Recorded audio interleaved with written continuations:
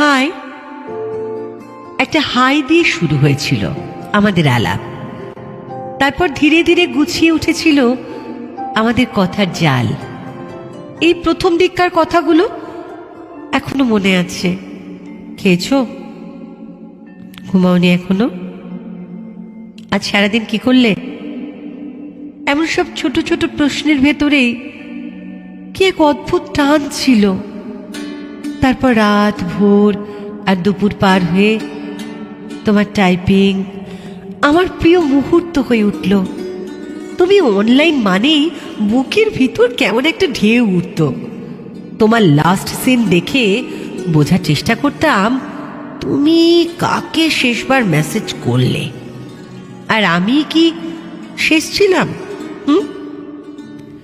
প্রেমটা হয়তো খুব জাঁকজমকপূর্ণ ছিল না। তারপর কোনো একদিন তুমি চুপ করে গেলে,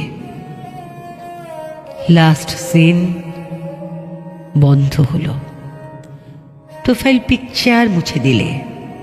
আমি টের পেলাম এই নীরবতাই শেষের চিহ্ন। মেসেজ পাঠাতাম কিন্তু সিন হতো না। তাও ভেবেছি হয়তো ব্যস্ত, হয়তো নেট নেই, হয়তো ইচ্ছে করে একটু দেরি করে রিপ্লাই দেবে। কিন্তু একদিন দেখি you can no longer send messages to this chat. তখন বুঝলাম শুধু কথাবার্তা নয়, তুমি আমাকে আমার থেকে ব্লক করে দিলে।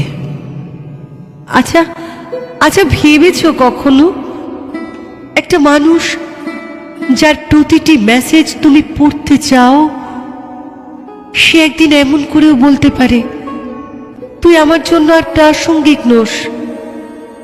ভেবেছো তোমার লাস্ট সিনের নিচে কেউ চুপ করে তাকিয়ে থাকে আজও, মেসেজ পাঠিয়ে আবার ডিলিট করে,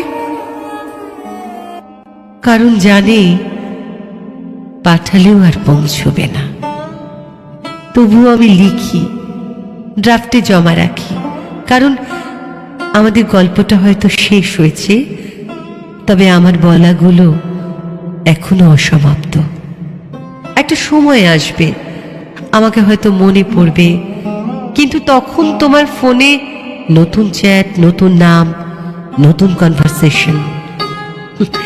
আর আমি হয়তো কোনো পুরনো স্ক্রিনশট দেখে হেসে উঠব। সবাই একদিন ফোন বদলায়, অ্যাপ বদলায়, কিন্তু যাদের হৃদয়ে জায়গা তৈরি হয় তাদের তো আর আনইনস্টল করা যায় না।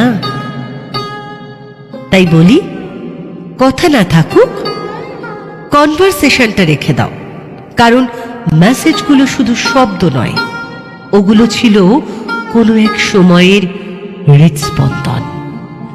সম্পর্ক ভেঙে যায়, কিন্তু সংবেদনশীলতা ফেলে আসা যায় না।